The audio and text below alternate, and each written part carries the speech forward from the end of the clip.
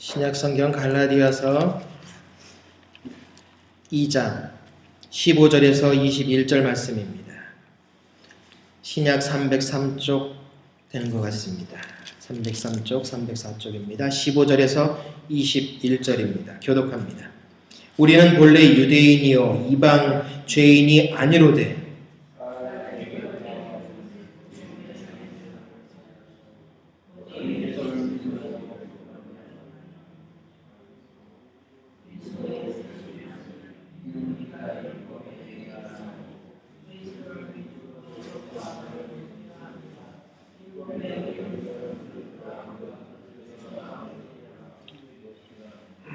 만일 우리가 그리스도 안에서 의롭게 되려 하다가 죄인으로 나타나면 그리스도께 죄를 짓게 하는 자냐? 결코 그럴 수 없느니라.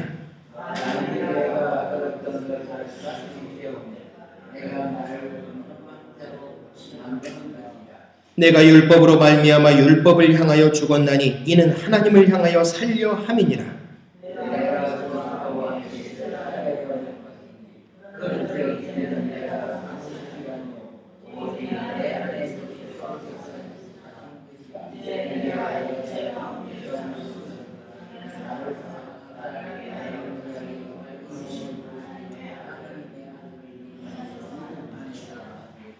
같이 합니다. 내가 하나님의 은혜를 패하지 아니하노니 만일 의롭게 되는 것이 율법으로 말미암으면 그리스도께서 헛되이 죽으셨느니라. 아멘.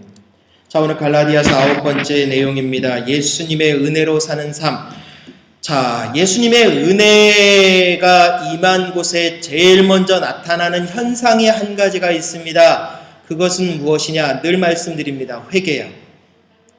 예수님이 머물러 계신 곳에는 항상 회개가 제일 먼저 나타납니다. 이 회개가 무엇입니까? 하나님을 믿지 않던 사람들이 하나님을 믿는 것이 회개입니다. 두 번째 무엇입니까? 신자가 죄를 자백하고 용서를 구하고 다시는 그런 죄를 짓지 않겠노라 하고 하나님 앞에 약속하는 겁니다. 저와 여러분들이 하나님 앞에 약속을 했단 말입니다. 세례를 받으면서 약속을 했습니다. 2번 다시 하나님 앞에 예수 그리스도의 이름을 부끄럽게 하지 않겠습니다 하고 세례를 받았습니다. 바로 그것이 우리의 회개입니다. 그런데 우리는 자꾸 반복되어지는 죄를 짓게 되죠. 그 문제를 오늘 풀어보려고 합니다. 바로 이런 문제들 때문이겠죠. 회개하면 죄를 용서받는다. 맞습니까? 틀립니까? 회개하면 죄를 용서받는다. 맞습니까? 틀립니까? 틀렸습니다. 예수님을 믿어야 합니다. 회개는 우리가 일상적으로 할 수 있습니다. 잘못했다고 고백하고 자백할 수 있습니다. 말씀드렸잖아요. 자백과 회개의 차이를 예전에 한번 오후 예배 때 길게 설명을 드렸습니다. 자백은 무엇입니까? 죄인이 판사 앞에서 진술하는 게 자백입니다. 그러나 그 사람이 그 자백을 했다고 해서 그 죄로부터 벗어났습니까? 아니요. 또 그 죄를 반복적으로 지을 것입니다. 회개는 무엇입니까? 그것을 인정하고 2번 다시 짓지 않는 것이 회개입니다. 모든 죄를 용서받는다. 회개하면. 예, 맞습니다. 그런데 문제는요, 예수님을 믿고 있는 믿음이 있느냐는 얘기입니다. 단지 교회에 왔다 갔다 하는 그것으로 인해서 내가 예수님을 믿고 있다. 어제 우리 아이들과 같이 이야기를 했습니다. 예수님이 주인이 되셨는데도 여전히 열심히 교회 생활을 하고 있고 왔다 갔다는 하고 있고 봉사는 열심히 하고 있고 이것저것 열심히 하나 정말 예수님이 주인이냐라고 물었습니다. 주인이라는 건 무엇입니까? 시키는 자입니다. 예수님은 우리의 주인이라고 늘 고백을 합니다. 예수님은 저와 여러분들을 시키고 계십니다. 그러나 종인 우리는 예수님의 시킨 것보다는 우리의 의지로 예수님께 다가가는 경우가 더 많습니다. 주인을 무시한 채 종의 의견이 나온다는 이야기입니다. 종은 의견이 없습니다. 종은 따라야 합니다. 그런데 오늘날의 종들은요, 주인한테 요구사항이 많아요. 종 그러니까 목사를 지칭하는 걸 생각하는데 아니요. 저는 항상 아니라고 말씀을 드렸습니다. 제 모든 설교 내용에 종이냐 이런 내용을 담으면 성도라고 얘기를 했습니다. 온 교인이라고 했습니다. 저도 성도니까요.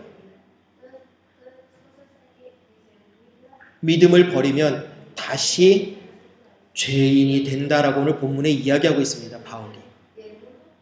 믿음을 버리는 게 무엇일까요? 하나님 이렇게 용서해 주시면 이렇게 가겠습니다 라고 고백을 했습니다. 회개했습니다. 그래놓고 그 회개를 무효화시키는 그 행위가 바로 죄인이 되겠다는 이야기입니다. 크리스찬으로 살겠습니다. 나는 그리스도인으로 살겠습니다. 서반학교의 2012년도 하나님이 주신 주제처럼 언제나 어디서나 그리스도인답게 그 모습을 보이도록 하겠습니다. 이 말은 무엇입니까? 예수님을 제대로 보여주겠다는 얘기입니다. 믿음은요, 기도를 잘하는 게 믿음이 아닙니다. 성경책 많이 알고 있다고 믿음이 아닙니다. 교회 왔다 갔다 한다고 해서 믿음이 아닙니다. 믿음은 반드시 열매가 있어야 된다는 얘기입니다. 아벨이 도대체 무엇을 했길래 아벨은 믿음으로 제사를 드려서 하나님 앞에 연락이 되었을까요? 정성을 들였습니다. 봉사를 잘했습니다. 진실했습니다. 아니요. 아벨에게는 열매가 있었다는 얘기입니다. 그러기에 하나님이 연락하신 거죠. 믿음이라는 건요, 반드시 열매가 있을 수밖에 없습니다. 그래서 예수님이 그 말씀하셨잖아요. 너희들의 믿음이 있는가? 불 가운데 지나서 너희 믿음의 공력을 마지막 때에 내게 보여라 라고 하셨습니다. 저와 여러분들 믿음이 있다면 그 믿음이 예수님 앞에 보여져야만 저와 여러분들은 천국에 갈 수 있다는 얘기입니다. 그것이 바로 우리가 보여야 될 공력입니다. 그 공력은 무엇입니까? 바로 믿음의 열매인 것입니다. 그 믿음을 버린다면 우리는 다시 죄인이 된다고 했습니다. 그렇다면 어떻게 해야 될까요? 일단 아는 죄는 다 회개해야 합니다. 온전한 회개가 이루어지라는 얘기죠. 그냥 말로써 하나님 용서해 주세요. 그러다가 마음속에 눈에 눈물에 글썽글썽. 아니요. 내 감정에 복받친 눈물은 온전한 회개가 아닙니다. 진정한 회개는요, 내 감정에 복받친 것이 아니라 하나님이 내 자신을 들여다보고 계신다라는 그 두려움과 송구스러움과 죄송스러움과 그것이 밀려와서 어찌할 바를 모르는 몸들 바를 몰라 하는 모습이어야 돼요. 근데 우리는 그 모습이 있느냐는 얘기죠. 몰라서 회개하지 않으면 어떻게 됩니까, 목사님? 예. 몰라서 회개 안 하면 하나님이 깨닫도록 고통을 주십니다. 그렇다고 고통을 받았다고 해서 용서받지 못하는 거냐? 아니죠. 고통이라는 것은 저와 여러분들을 벌하시는 것이 아니라 연단의 도구라는 겁니다. 내가 하나님의 뜻으로부터 벗어났기 때문에 그 뜻을 돌이켜서 하나님 품으로 돌아가라는 가르침이라는 이야기입니다. 그런데 우리는 그것을 무시를 합니다. 왜 하필이면 나한테 이런 일이라고 우리는 입에 달고 살잖아요. 그 속에서 하나님의 뜻을 찾으려기보다는 왜 하필이면 그럽니다. 중요한 거 잊지 마시기 바랍니다. 죄는요, 기도의 행위가 아니라 무엇으로 용서받는다고요? 믿음으로요. 예수님 믿고 계십니다. 맞습니다. 그런데 문제는 예수님이 저와 여러분들의 가슴 속에 있으면 어떻게 된다겠습니까? 지난주에 변화되어야 된다고 했잖아요. 예수님이 내 가슴 속에서 주인으로 살고 있는데 내 생각으로 아직도 살고 있다면 저는 예수님의 제자가 아닌 겁니다. 다시 말해서요, 주인의 말을 무시하고 지 멋대로 하는 종일 뿐입니다. 그 종은요, 어떻게 됩니까? 내침을 당할 뿐이에요. 종은 순종해야죠. 예수님이 저와 여러분들에게 명령하고 계시는데 얼마만큼 우리는 그 명령의 열매를 맺고 있느냐는 얘기입니다. 그래서 성경에 말씀하지 않습니까? 하라! 하지 말라! 두 가지로 하나님은 늘 우리에게 명령하고 계십니다. 그런데 하지 말라라는 것을 안 하십니까? 하라고 명령하신 것을 안 하고 계십니까? 그렇다면 우리는 여전히 믿음의 연약함 속에 있는 것입니다. 그렇다면 이 믿음으로만 또한 용서를 받는다라는 문제가 생깁니다. 성경에 보면은 믿음으로 모든 것이 다 해결된다고 우리에게 가르치고 있습니다. 맞죠? 로마서에도 그렇게 가르치고 있고요. 오직 믿음으로 말미암아 하겠습니다. 믿기만 하면 다 용서받고 다 된다겠습니다. 그런데 문제는요, 이 속에 함정이 있었습니다. 무슨 함정이요? 우리가 만든 함정이요. 성경이 만든 함정이 아니라 우리가 만든 함정이요. 믿음이라는 이름만으로 나중에 회개하면 되잖아. 그러다 보니까 어떻게 됩니까? 바르게 살려고 애쓰는 모습이 적어요. 이 사람이 융통성도 없이. 신앙은 융통성 없다고 제가 말씀을 드렸습니다. 신앙은 고지식해야 합니다. 예수 그리스도 외에는 아무것도 아니어야 합니다. 이것도 되고 저것도 된다. 아니죠. 석가도 되고 마호멧도 되고 뭣도 되고 뭣도 될 바에야 뭐하러 예수님을 믿으십니까? 전 그렇게 얘기했어요. 어떤 분한테. 그거 다 인정해야 되는 거 아닙니까? 바르게만 살면 되는 거 아닙니까? 예수님 믿을 필요 없죠. 그냥 예수님 안 믿어도 바르게는 살 수 있어요. 근데 예수님 믿는 이유가 무엇입니까? 변하려고요. 하나님 명령대로 순종하려고. 그런데 아까 말씀드린 대로 믿음으로 모든 것이 다 해결된다고 외치는 모습이 이 갈라디아 교회에만 있는 것이 아니라 오늘날에도 우리는 이 사실을 믿고 있다는 얘기입니다. 야고보서에 뭐라 하겠습니까? 행함이 없는 믿음은 죽은 믿음이라겠습니다. 그 말은 버리고 있어요. 행하라겠습니다. 믿음이 있느냐? 보이라겠습니다. 열매를 맺은 것을 나타내라 했습니다. 그런데 우리는 어떻습니까? 그 모습이 없다라는 거죠. 그러다 보니까 오늘 갈라디아서 교회에 오늘 바울이 한 이야기의 그 배경은 뭐냐? 거짓 교사들이 바울에게 와서 이야기를 합니다. 야 바울아, 결국 네가 전하는 복음은 우리에게 죄를 더 짓게 만들고 있지 않느냐? 하나님 앞에 한 번 모든 것이 끝났으면 다 끝난 거지. 너는 어떻게 그것을 잠깐 잊어버렸다고 다시 죄 속에 빠졌다고 그렇게 얘기를 하냐? 우리는 믿음 있고 죄하고 더 이상 상관없다. 맞습니까? 저와 여러분 예수님 앞에 한 번 회개했으니까 모든 죄가 다 사해졌으니까 더 이상 문제가 없으십니까? 아니죠. 저와 여러분들에게는 날마다 순간순간마다 하나님의 허락하신 그 시간을 어떻게 쓰고 있느냐가 보고서처럼 올라가야 합니다. 사람이 받은 구원이요. 바울이 오늘 강조합니다. 뭐라고 합니까? 율법의 행위가 아니라고. 전 착하게 살았습니다. 열심히 봉사했습니다. 구제했습니다. 선교했습니다. 다 필요 없다고 그랬죠. 예배자로서의 모습이 올바로 회복되지 않은 나머지는요. 아무 소용없습니다. 하나님과 나와의 관계가 온전하지가 않은데 내가 다른 사람을 섬긴들 그것이 무슨 의미가 있습니까? 하나님 앞에는 엉터리인데 다른 사람에겐 진실한들 그게 무슨 소용이 있느냐는 이야기입니다. 오늘 바울이 우리에게 바로 그 이야기를 하고 있는 겁니다. 어떻게 그 삶이 율법적인 것만 따지느냐고 묻는 겁니다. 마음이 있느냐고 묻는데요. 하나님은 우리에게 물으십니다. 너희에게 마음이 진실함이 있느냐? 나를 향한 진실함이 있느냐? 아버지를 향한 진실함이 있느냐고 우리에게 묻고 있습니다. 이 시간 드려지는 이 예배가 예배라고 생각하지 마십시오. 저와 여러분들에게 허락되어진 하루 24시간 순간순간이 여러분들이 드려야 될 거룩한 산제사입니다. 여러분들이 머물러 있는 장소에서 드려지는 것이 예배입니다. 여기서는 그 예배의 보고를 하고 있는 중일 뿐입니다. 그리고 또 다른 예배의 어떠한 모습을 우리의 삶 속에 만들어내기 위해서 훈련받고 있는 중이고요. 예수님의 은혜로 구원받았습니다. 그러면 함부로 죄짓지 말라고 분명히 성경은 우리에게 가르치고 있습니다. 예수님을 믿는 자가 죄를 짓고 있다.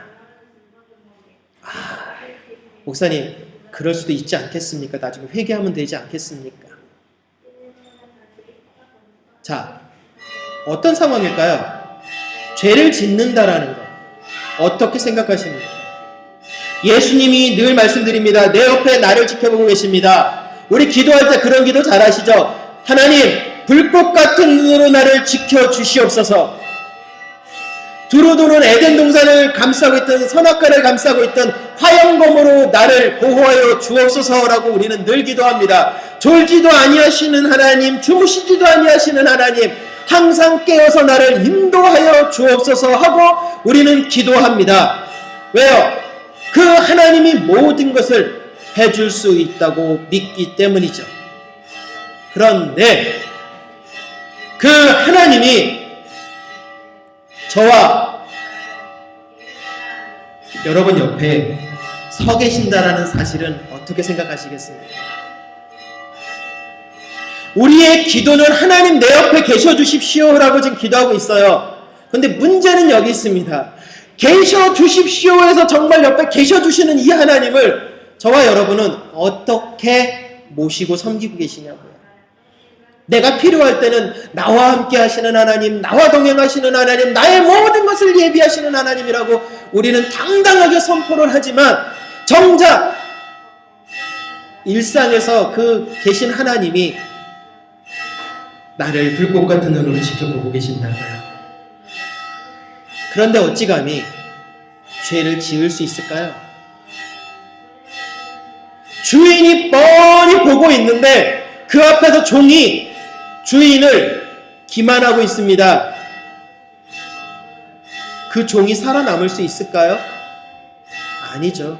그 종은 두들겨 맞아서 내침을 당하든지 다른 곳에 팔려갈 것입니다. 왜요? 필요 없는 종이잖아요. 주인의 말에 순응하지 않는 종이잖아요. 자기가 맞다고 우기는 종이잖아요. 그런 종은 밑에 둘 필요가 없잖아요.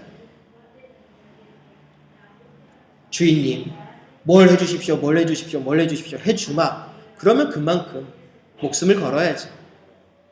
그런데 어떤 모습이냐는 얘기죠. 예수님을 더 죄를 짓게 만드는 우리의 모습. 가끔가다 그 말씀을 드렸습니다. 예수님을 다시금 십자가에 못 박지 말자. 바로 오늘 본문이 바로 그 내용이에요. 예수님을 왜 죄를 더 짓게 하는 분으로 만드느냐라고 오늘 본문에 이야기하고 있어요. 저와 여러분들이요, 믿음의 열매를 맺지 못하면 예수님 다시 십자가 지러 오시겠죠. 참 아이러니고 모순입니다. 세상의 모든 사람들이 뭐라 할까라는 생각을 해봤어요. 우리는 십자가를 그렇게 생각하고 있지 않느냐는 얘기입니다. 내가 희생하고 내가 바뀌어야 되고 내가 죽어야 된다는 생각보다는 이 십자가 앞에 모든 것이 다 해결되어지는 도깨비 방망이로 우리는 받아들이고 있지 않느냐는 얘기입니다. 그런데요, 모든 것을 덮을 수 있지 않습니까? 이게 갈라디아 교회의 삶의 모습이 되어버렸습니다. 그런데 예수님께서는요, 그러지 말라 하셨거든요. 죄를 어떻게 용서해 주실까요? 바울은 오늘 본문을 통해서 이야기를 합니다. 죄는요, 세제로 때를 씻어내듯이 씻어내는 게 아닙니다. 자, 목욕하실 때 타올 쓰시죠? 송월 타올, 초록색, 한국상해나 이런 데 가면 팔죠. 어떻습니까? 일반 스포ን지 타올은 아무리 밀어도 때가 안 벗겨져요. 그러나 그 초록색 타올은 어떻습니까? 문대면 때가 쭉쭉 밀려나갑니다. 그걸로 밀어내면 때가 씻겨나갈까요? 자, 예수님의 보혈로 씻어내면 되겠죠. 그쵸? 예수님의 보혈이 우리의 죄를 씻고 용서해 주시잖아요. 이게 맞는 얘기잖아요. 그런데 보혈로 씻겨진다라는 것은 저와 여러분들이요, 목욕한다라는 의미가 아닙니다. 그 순간, 그 목욕하는 순간만 그게 아니에요.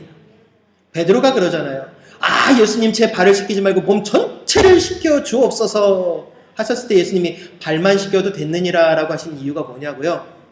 자, 방에 전등불 하나를 켜면 그 전등불이 방 안에 가득합니까? 가득하지 않습니까? 가득합니다. 바로 그 보혈은 그 능력입니다.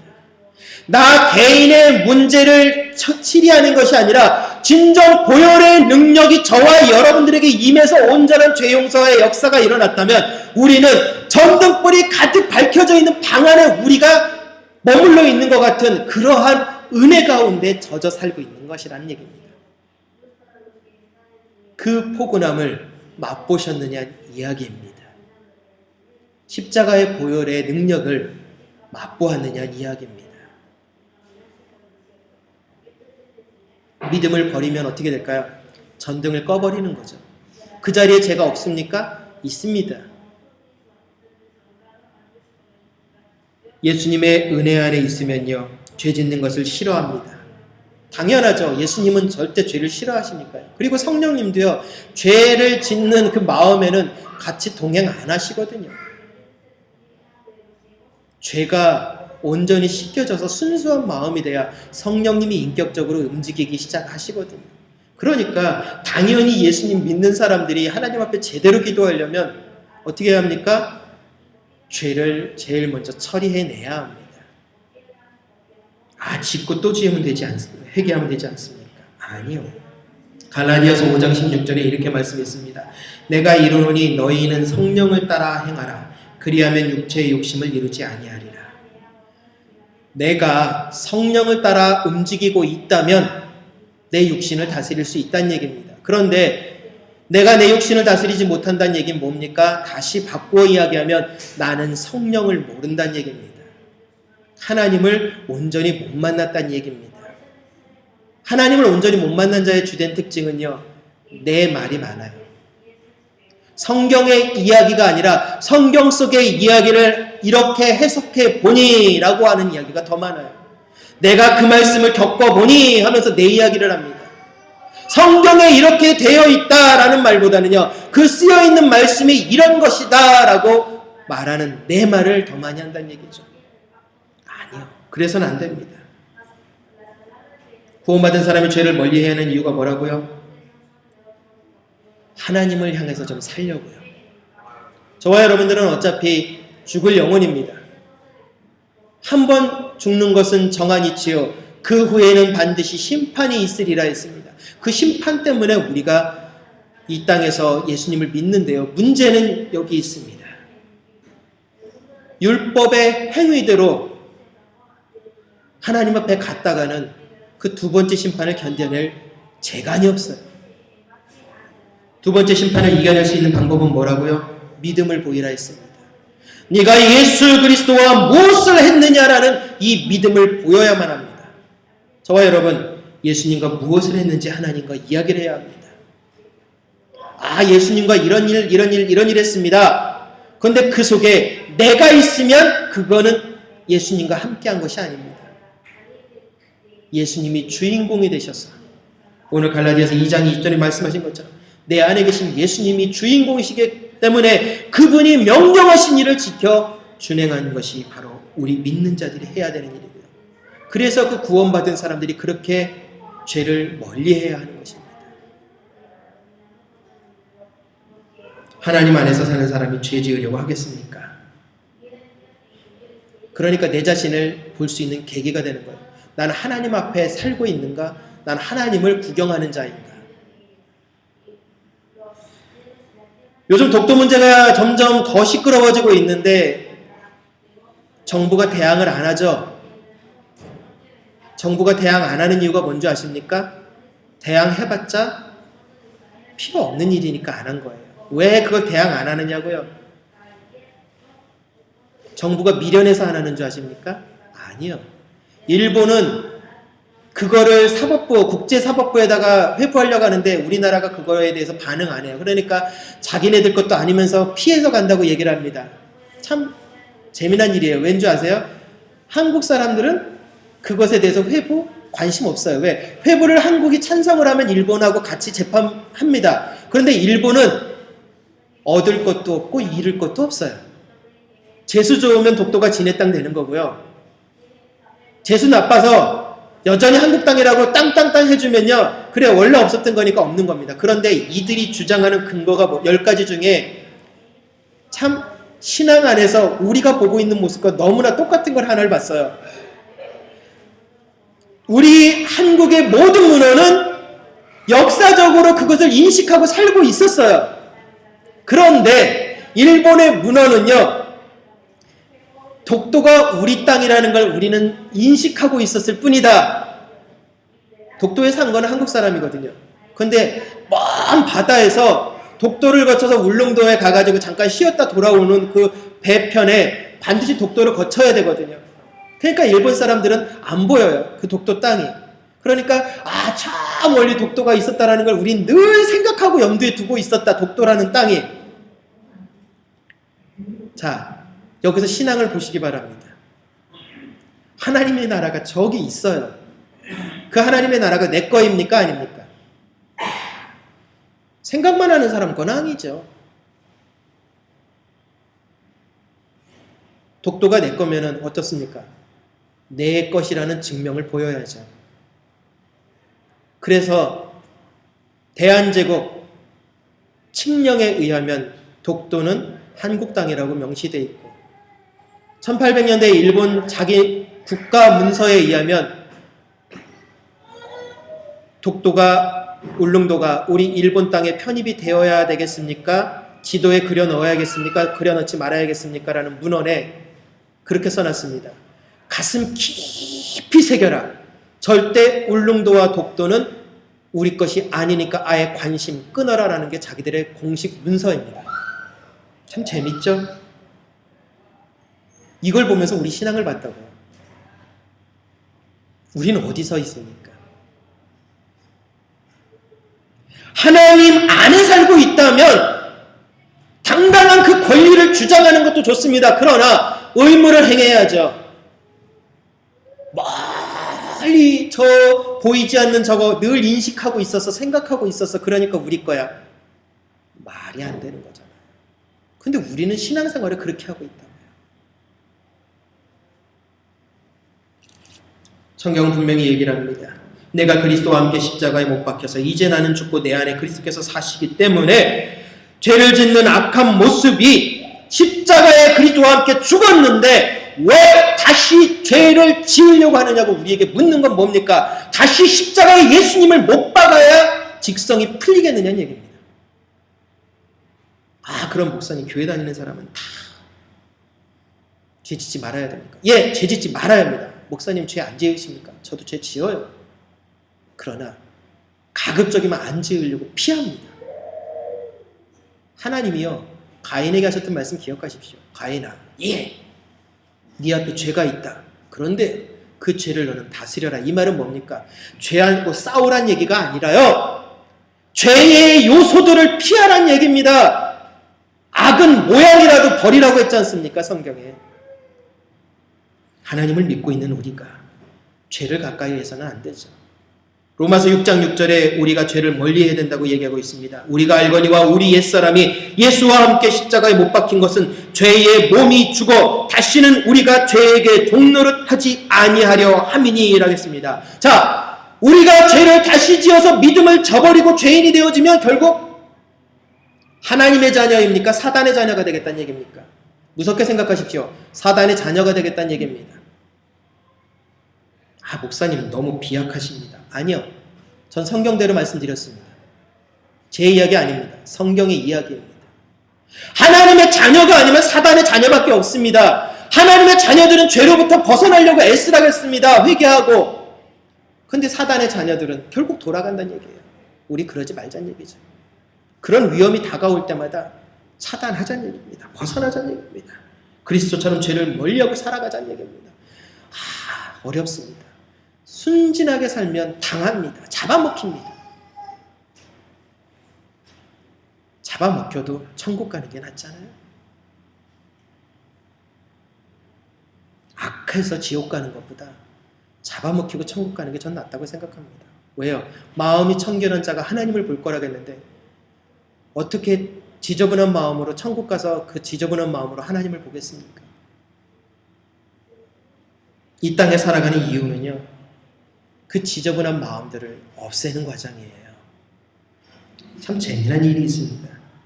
중세 프랑크족의 왕 클로비스라는 사람이 있었어요. 이 사람은 전쟁에 나가서 많은 민족들을 죽이면서 프랑크족, 참 대단한 민족이었습니다.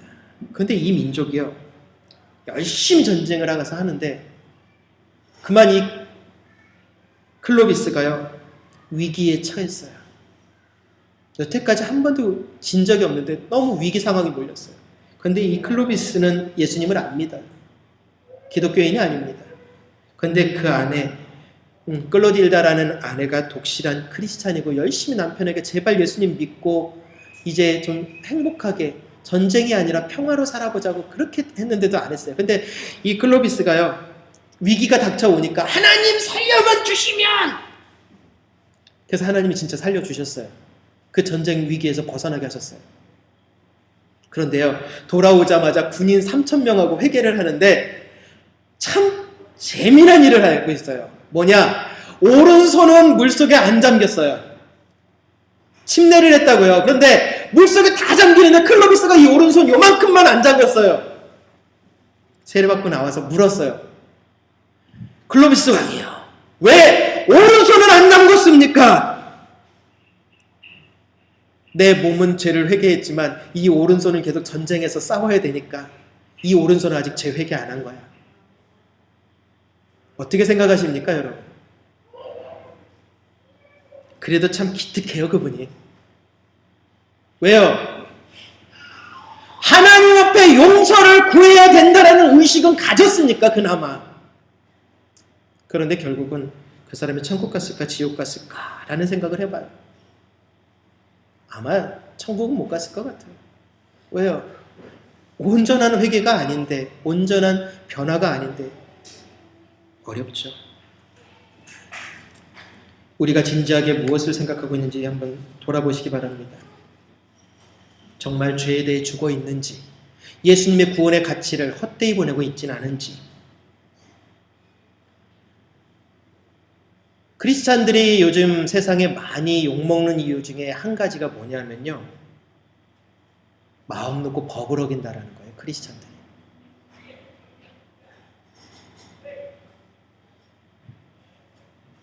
내가 하는 일은 옳은 일이다. 다 하나님의 이름을 팔아요. 그러면서 법을 교묘하게 피해갑니다. 아니죠. 마음 놓고 법을 어기는 그 모습을 하나님 보실 때 어떻게 할까요? 정직하라고 했는데. 우리 믿음이 뇌물 같은 것은 혹시 없습니까? 하나님, 제가 이만큼 기도했잖아요. 하나님, 제가 이만큼 봉사했잖아요. 하나님, 저 직분자잖아요. 그러니까 난폭운전을 해도 사고당하지 않게 해주십시오. 이건 뇌물이죠. 하나님, 법을 어겨도 아무 문제가 좀 없게 해주십시오. 참 어떻게 해야 될지 모르겠어요. 아주 오래전에 증인을 쓴 일이 있었습니다. 어떤 분을 위해서. 정직과 진실을 말하겠습니다. 전 정직과 진실을 말했어요. 근데 놀랍게도 먼 훗날 그분이 저에게 정직함을 이야기한 것이 아니라 이용했던 것을 알아버렸어요. 얼마나 마음이 아프든지. 목사의 정직함을 자신의 유익을 위해서, 이익을 위해서 잠시 유용을 했더라고요. 아니죠. 신앙은 유용하는 게 아닙니다. 유익을 위해서 이용하는 게 아닙니다. 신앙은요, 내가 죽는 거지 나를 이롭게 하는 게 신앙이 아닙니다. 믿음은 내가 잘 되는 게 아닙니다. 하나님 백성답게 변하는 게 믿음인 것이죠. 잘 먹고 잘 살면, 모든 일이 형통해지면 믿음이 있어서 형통해지는 거다. 아니라고 했죠. 그런 걸 주실 때 더 긴장하라겠죠. 왜요? 그것으로 인해서 하나님과 반드시 멀어질 거니까. 기억하고 되새기고 변화해 주시기 바랍니다. 오직 그리스도의 은혜로 구원을 받습니다. 그런데 문제는 내가 죽어야만 구원을 받는다는 얘기입니다. 오늘 본문 갈라디아서 2장 20절에 말씀하신 거 기억하시기 바랍니다. 내가 죽고 예수님이 내 안에 살아야만 저와 여러분은 온전한 구원의 백성이 되어집니다. 그렇지 않다면 우리는 주여 주여 하는 자일 뿐이란 얘기입니다. 나더러 주여 주여 하는 자마다 다 천국에 들어올 것이 아니니라. 예수님을 믿는 사람 모든 죄를 용서합니다. 맞아요. 용서해줘요. 스스로 진실하게 회개하면 용서해줍니다. 제가 말씀드렸죠. 무조건 용서하는 게 먼저 아닙니까? 아니요. 용서를 하더라도 그 사람이 그 용서를 회개하고 두 번 다시 짓지 않겠다는 의지를 가졌을 때 용서를 해줘야지 아무거나 덮어야 되는 거 아닙니까? 그거는 남용입니다. 그리고 두 번째, 죄를 멀리하며 살아야 합니다. 이것이 진정 저와 여러분들이 누려야 될 영생과 축복의 길이에요. 예수님의 은혜로 사는 삶이요, 간단합니다. 십자가를 부끄럽지 않게 살면 됩니다. 예수님이 흘리신 보혈을 아깝게 만들지 않으면 됩니다.